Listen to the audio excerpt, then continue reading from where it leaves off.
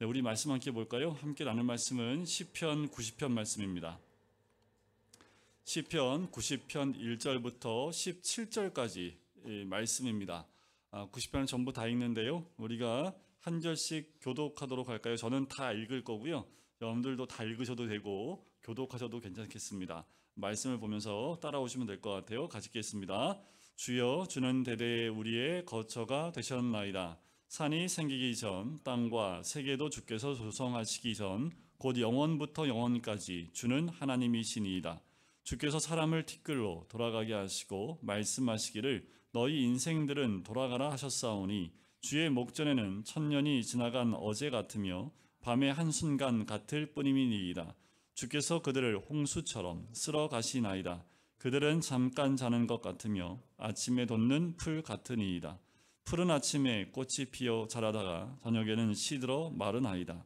우리는 주의 노에 소멸되며 주의 분내심에 놀라나이다. 주께서 우리의 죄악을 주의 앞에 놓으시며 우리의 은밀한 죄를 주의 얼굴빛 가운데에 두셨사오니, 우리의 모든 날이 주의 분노 중에 지나가며 우리의 평생이 순식간에 다하였나이다. 우리의 연수가 70이요 강건하면 80이라도 그 연수의 자랑은 수고와 슬픔뿐이요 신속히 가니 우리가 날아가나이다. 누가 주의 노여움의 능력을 알며 누가 주의 진노의 두려움을 알리이까? 우리에게 우리날 계수함을 가르치사 지혜로운 마음을 얻게 하소서. 여호와여, 돌아오소서. 언제까지니이까? 주의 종들을 불쌍히 여기소서. 아침에 주의 인자하심이 우리를 만족하게 하사 우리를 일생 동안 즐겁고 기쁘게 하소서.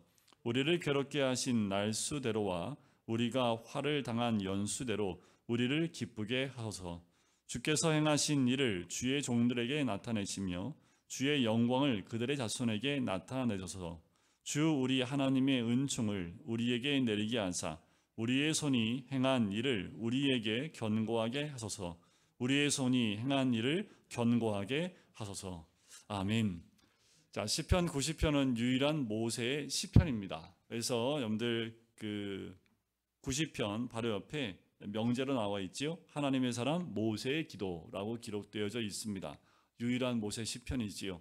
인생에 대한 깊은 허무함과 후회가 담겨 있는 시편입니다. 쭉 읽어보시니까 어떠세요? 모세의 그 허무함, 인생에 대한 후회가 담겨 있는 메시지가 곳곳에 등장하는 것을 볼 수 있습니다. 근데 모세하면 어떤 모세가 기억이 나십니까?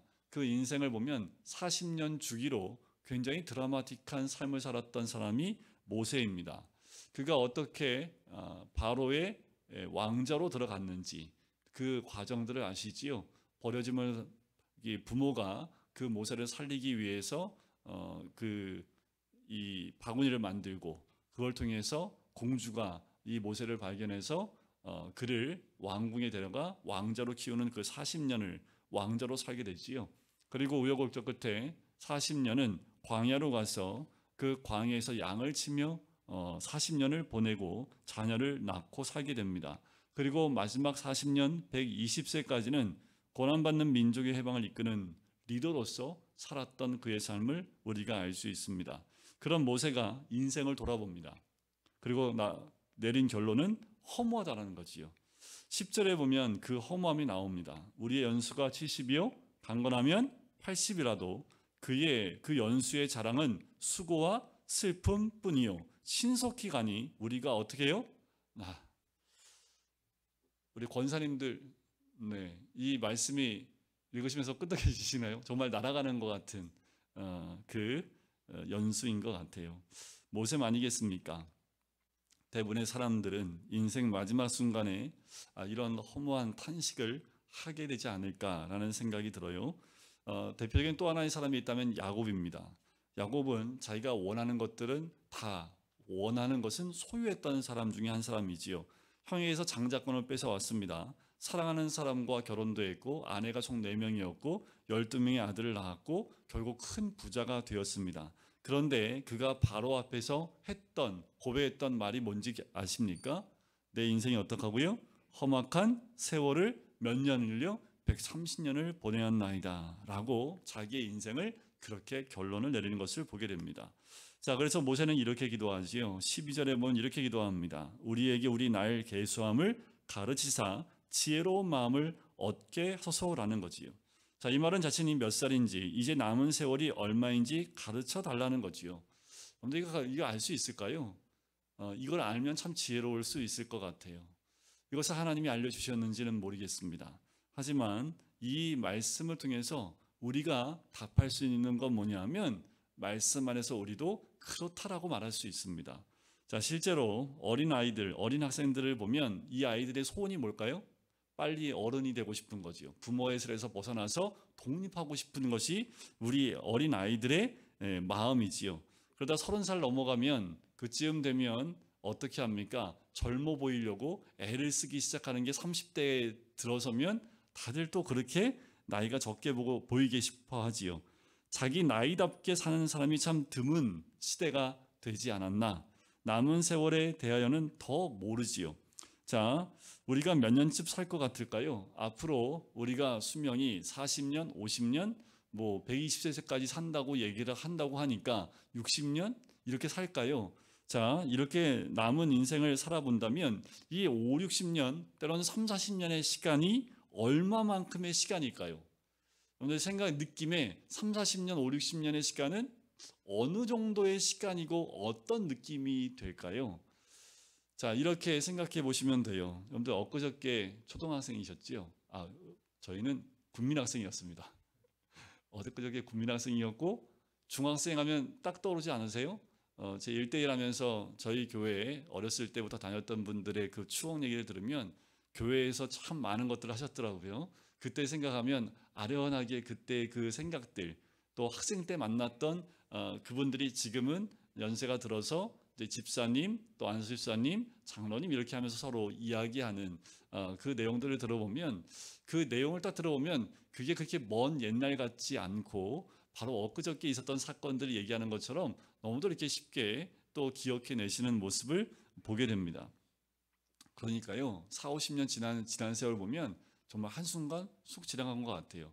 눈 한번 껌뻑인 것 같은데 3, 40년이 그냥 훅 지나간 것 같지요. 자, 그럼 앞으로 3, 40년은 어느 정도의 시간으로 지나갈까요? 그냥 눈 한번 깜빡하시면 됩니다. 그러면 3, 40년 또 가는 거예요. 인생이 그와 같다라는 거지요. 여러분들 우리가 정말 두려워해야 할 것이 있습니다. 이렇게 시간이 빨리 흘러가고 한순간 흘러가는 게 두려울 것이 아니라요.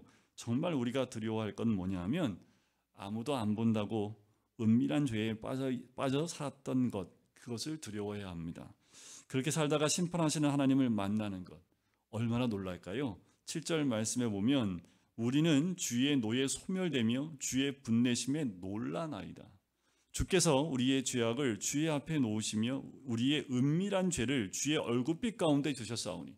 그러니까 여러분들 우리가 아무도 모르게 은밀하게 죄를 짓고 있다가 하나님을 만날 때 그 두려움을 얘기하고 있죠. 9절에 보면 우리의 모든 날이 주의 분노 중에 지나가며 우리의 평생이 순식간에 다하였나이다. 정말 두려운 것은 우리 인생이 순식간에 지나가는 것이 두려운 것이 아니라 그 순식간에 지나가는 그 인생 가운데에서 은밀하게 지은 죄가 그대로 남아서 주의 분노하심에 노출되어지고 분노하심에 나가는 그것이 정말 무서운 거지요. 우리는 모세의 시편을 읽으면서 정말 정신을 차려야 합니다. 이 시편을 읽으면 인생에 대한 교양 강좌를 듣는 것 같은 느낌일지 모르지만 그런 시간으로 여기면 안 됩니다. 영생이 걸린 심각한 메시지로 이 말씀을 보고 들어야 된다는 거지요. 그런데 누구나 죽을 때가 되면 인생이 얼마나 짧고 허무한지를 알게 됩니다. 그러나 허무함 정도가 아니지요. 말할 수 없는 두려움이 엄습합니다. 그것은 죽음 앞에 있을 때 모든 사람에게 임하는 것이 이 두려움이지요. 은밀하게 죄짓고 살았던 것에 가슴을 치며 후회하는 시간이 바로 임종 앞에 있을 때에 떠오르는 모든 죄악들이지요. 이것을 꼭 죽을 때 가서야 깨달아야 합니까? 지혜로운 사람은 누굴까요? 지금 그 눈이 띄어지는 사람이 참 지혜로운 사람이지요. 그래서 이 시편이 기록된 거지요. 어떻게 해야 합니까? 1절 말씀에 보면 이렇게 나옵니다. 주여 주는 대대에 우리의 거처가 되셨나이다. 산이 생기기 전, 땅과 세계도 주께서 조성하시기 전 곧 영원부터 영원까지 주는 하나님이시니이다. 이 말은 하나님을 바라보자라는 겁니다. 하나님을 바라보아야 인생이 무엇인지 또 무엇이 중요한지 어떻게 살아야 하는지 비로소 깨닫게 된다라는 거예요. 3절을 보면 주께서 사람을 티끌로 돌아가게 하시고 말씀하시기를 너의 인생들은 돌아가라 하셨사오니 주의 목전에는 천년이 지나간 어제 같으며 밤의 한순간 같을 뿐임이니이다. 인생이요 아침에 피었다가 저녁에 져버리는 마른 풀의 꽃 같음을 우리는 반드시 알아야 합니다. 이걸 깨달으면 이게 우리의 지혜가 되는 거지요. 사람들은요 뭐에 관심이 많을까요? 얼굴의 이목구비가 뚜렷해지는 것. 그래서 여러 가지 방법이 많이 나오죠. 성형수술보다 이제는 어떻게 화장을 하면 어떻게 바르면 코가 더 오똑하게 보이는지 이 기술이 날로 번창하고 있고, 그리고 피부가 어떻게 하면 뽀얗게 되는지, 그리고 머리숱이 더 많게 보이는 방법이 무엇인지, 또 치아는 어떻게 해야지 더 희게 보이는지, 큰 집과 새 차가 있기를 원하는 그런 마음들이 많지요. 자, 이것은 다 어디서부터 우리가 영향을 받은 걸까요? 우리가 광고를 통해서 은혜를 많이 받기 때문에 광고를 보면 다 그런 광고지요. 새 집, 새 차, 또 이목구비를 위해서 또 뭐 아주 예쁜 뭐 연예인들 나와서 그 모습 보여주니까 볼 때마다 은혜를 받고 나도 그렇게 되고 싶다라는 그런 마음이 생기는 것 아닐까요?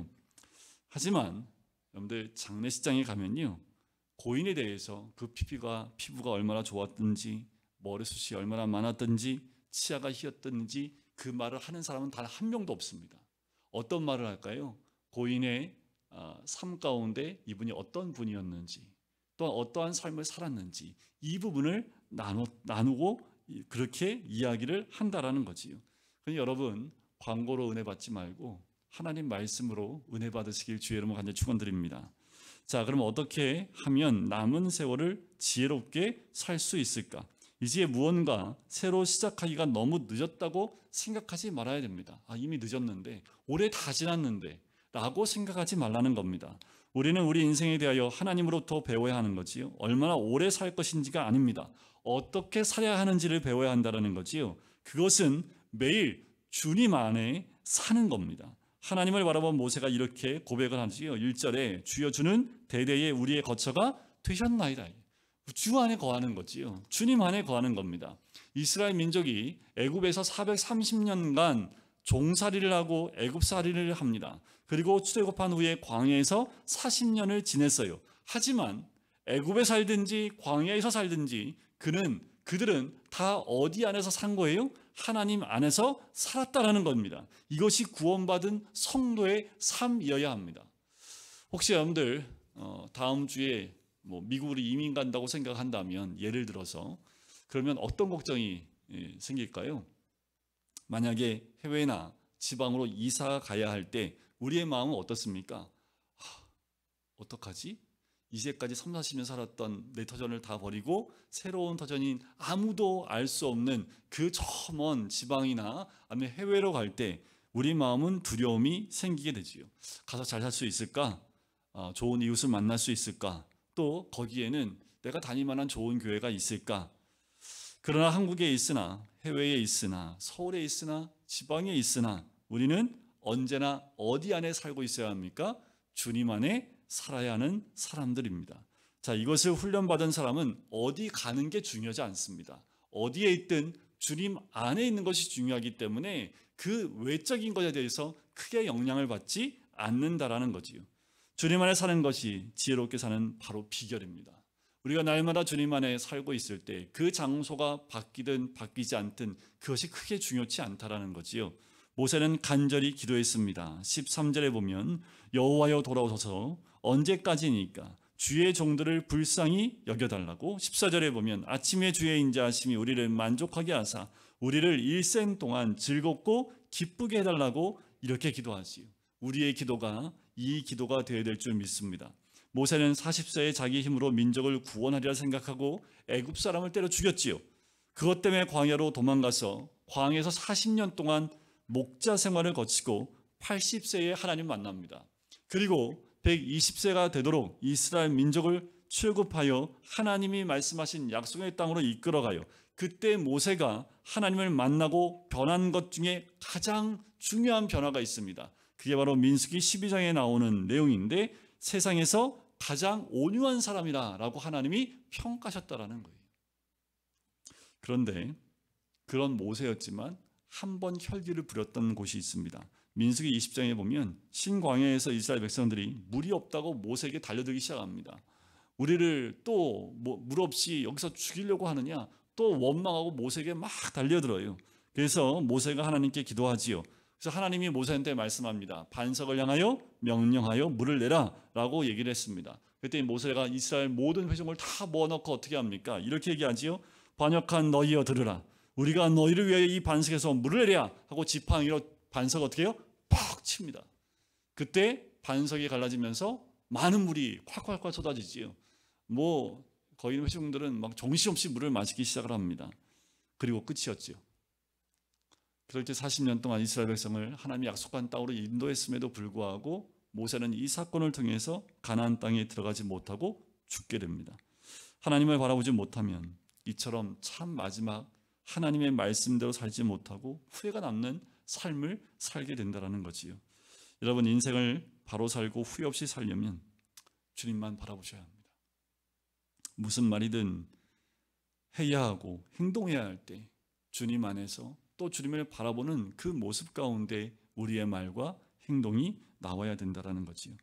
어떤 분이요, 병원에 가서 진단을 받았는데 살 날이 얼마 남지 않았다는 진단을 받게 됩니다. 그런데 그 진단을 받고 인생을 보는 눈이 뜨여진 거예요. 사는 것이 완전히 달라졌습니다. 이제까지 짓고 있었던 은밀한 죄를 다 버려버립니다. 미워하는 사람도 다 사라져버렸습니다. 받을 것보다 해줄 것만 생각이 났고요. 정말 중요한 것이 무엇인지 이제 보이기 시작한 거예요. 그 욕심도 다 사라져버립니다.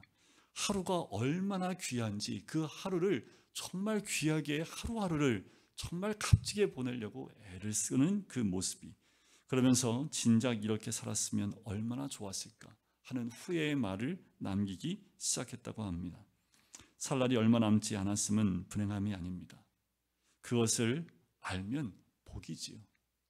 남은 인생이 짧다 하더라도 그것을 깨닫고 그렇게 단 하루라도 살 수 있다면 그것이 바로 복된 삶인 줄 믿습니다. 여러분, 환경을 바꾸어 행복하려 해서는 안 돼요. 그건 어리석은 일입니다. 행복한 것이 어떠한 환경이 바뀌어서 행복하다고요? 그 환경은 또다시 우리로 하여금 행복을 빼앗는 환경이 될 가능성이 높습니다. 어떤 형편이든지 누구와 살든지 주님과 동행하는 훈련을 해야 합니다. 주님 안에 거하는, 또 주님과 함께하고 주님만 바라보는 훈련이 필요한 거지요. 주님 안에 사는 사람에게는 소원이 한 가지뿐입니다. 자신의 삶 속에 주님만 드러나는 거예요. 16절에 보면 주께서 행하신 일을 주의 종들에게 나타내시며 주의 영광을 그들의 자손에게 나타내셔서, 항상 주님을 바라보며 살 때 우리 인생이 마치는 그 순간 허무하지 않고 견실하게 된다는 거지요. 마지막 17절에 그 고백을 하지요. 주 우리 하나님의 은총을 우리에게 내리게 하사 우리의 손이 행한 일을 우리에게 견고하게 하소서. 우리의 손이 행한 일을 견고하게 해달라 하고 마지막 이 모세가 고백을 하지요. 이런 글이 있습니다. 데미라는 영국의 신실한 여성도가 있는데 이분이 이제 백화점에 한번 갔대요. 그런데 백화점에 일하는 한 여자를 딱 보는 순간 하나님 성령께서 감동을 주시는데, 하나님의 딸이 지금 하나님을 떠나고 있다라는 마음의 감동함을 주시더래요. 그래서 이 여자분이 그 옷가게로 들어가서 그 옷가게에서 가장 비싼 옷을 삽니다. 그리고 그 음성을 들려준 그 가게 점원한테 이 옷을 선물로 줘요. 주면서 뭐라고 하냐면, 자매 이 옷을 입으세요.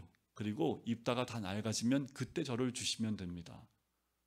이 직원이 깜짝 놀란 거예요. 이게 무슨 말이냐고. 어떻게 손님이 사신 옷을 제게 주시고 그 낡은 옷을 못 입게 됐을 때 어떻게 돌려달라고 하시는 그 말씀을 할 수 있습니까? 라고 그 직원이 얘기합니다. 그때 이 주인공이 이런 얘기를 해요. 아가씨, 제 행동이 이상하고 어리석어 보이지요. 제가 자매를 보는데 주님께서 마음을 주셨습니다. 예수님께서는 주님의 보혈로 자매를 샀습니다. 그런데 자매는 자신이 낡아서 못 쓰게 될 때나 예수님께 오려고 하고 있군요.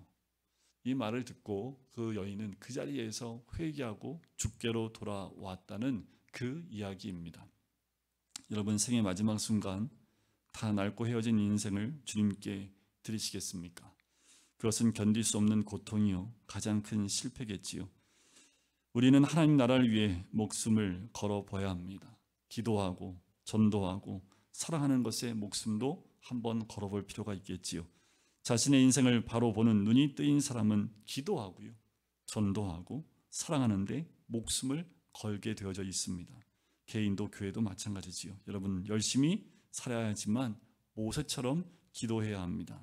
12절을 보세요. 다시 한번. 우리에게 우리날 계수함을 가르치사 지혜로운 마음을 얻게 해달라는, 항상 주님을 바라보면서 주님 안에 거하는 중에 인생을 사는 진정한 지혜를 얻는 것, 그것이 가장 큰 축복이지 않겠습니까? 우리 모두에게 그 인생을 볼 수 있는 지혜의 눈이 열려서 우리 모두에게 모세와 같이 이 간구의 기도가 우리 가운데 있기를 주님의 이름으로 간절히 축원드립니다.